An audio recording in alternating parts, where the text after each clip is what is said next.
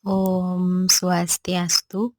Perkenalkan, nama saya Nilo Komang Sri Mulya Utami dengan NIM 1911031255, nomor absen 14 dari kelas 5E. Pada video hari ini saya akan menjabarkan materi yang ada pada soal ujian akhir semester untuk melengkapi tugas ujian akhir semester mata kuliah Pendidikan Bahasa Bali.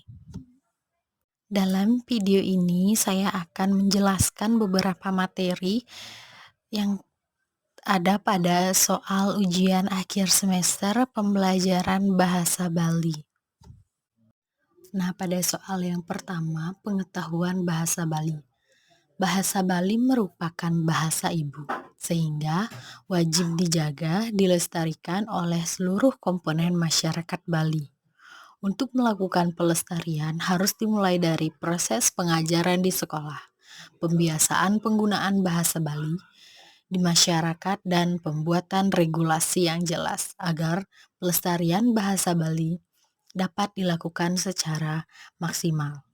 Pengetahuan bahasa Bali dengan tujuan mengembangkan kemampuan berdebat berbudaya daerah, memelihara dan melestarikan warisan budaya daerah atau bahasa daerah Bali, baik dalam mutu penggunaan bahasa tulis, lisan, kesusastraan sebagai bagian dari kekayaan budaya nasional, untuk meningkatkan kepekaan, penghayatan, minat, serta kecintaan atau apresiasi karya sastra daerah Bali.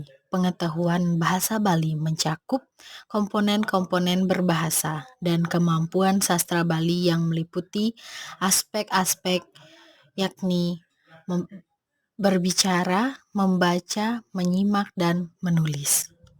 Nah, pada soal yang kedua, pengetahuan kesusastraan Bali.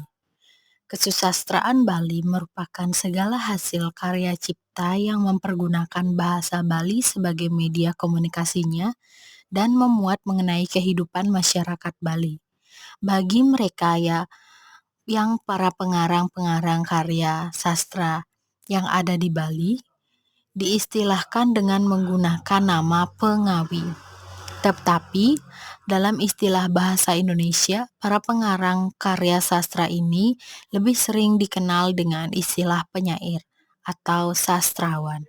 Kesusastraan Bali itu menjadi dua,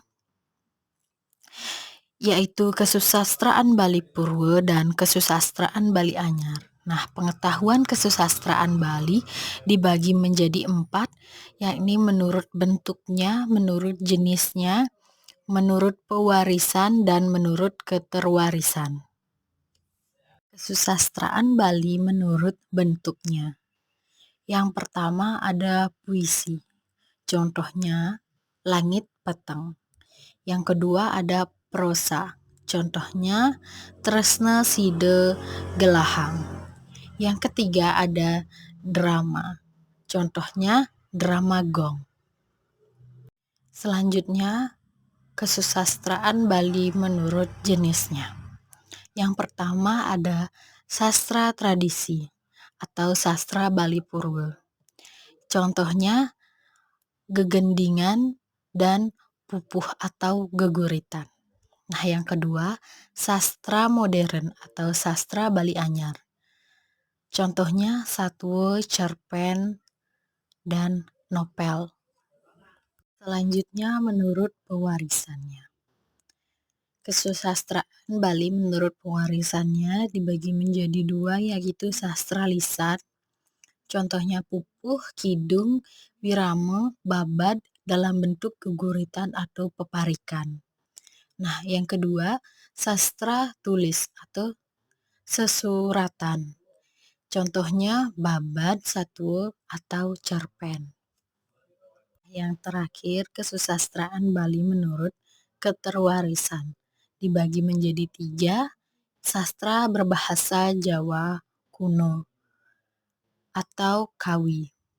Yang kedua, berbahasa Jawa Bali Tengahan atau Kawi Bali.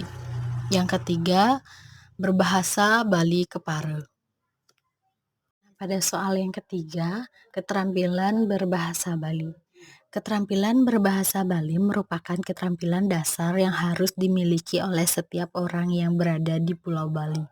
Namun, dewasa ini keterampilan berbahasa Bali sudah mulai ditinggalkan oleh sebagian masyarakat. Fenomena ini terjadi karena berbagai faktor seperti kurangnya kebanggaan berbahasa daerah karena menganggap bahasa daerah tidak penting dan tidak menguntungkan mobilisasi dan urbanisasi penduduk ke daerah lain dengan tujuan mencari pekerjaan yang lebih layak dan sebagai akibatnya penduduk kurang memiliki akses untuk penggunaan berbahasa daerah dengan alasan-alasan yang lainnya. Nah, keterampilan berbahasa Bali ini dibagi menjadi keterampilan membaca, keterampilan menulis, keterampilan untuk menyimak, dan keterampilan berbicara. Untuk soal yang terakhir, apresiasi sastra Bali. Apresiasi merupakan penghargaan terhadap sesuatu yang didasarkan atas pemahaman, dan sastra merupakan karya lisan ataupun tertulis yang memiliki berbagai ciri dan keunggulan seperti keorisinilan, keartistikan, keindahan dalam isi dan ungkapannya. Apresiasi sastra merupakan penghargaan terhadap karya sastra berdasarkan atas pemahaman. Aspek-aspek apresiasi sastra meliputi karya sastra Bali, yakni bentuk, fungsi, dan makna. Pengarang, proses kreatif, status sosial, ekonomi, pendidikan, dan karya-karyanya. Pembaca, penyambut, dan penikmat. Cara menganalisis aspek-aspek apresiasi sastra dengan melakukan pendekatan ekspresif, kedua pendekatan objektif, ketiga pendekatan pragmatik, dan keempat pendekatan mimetik.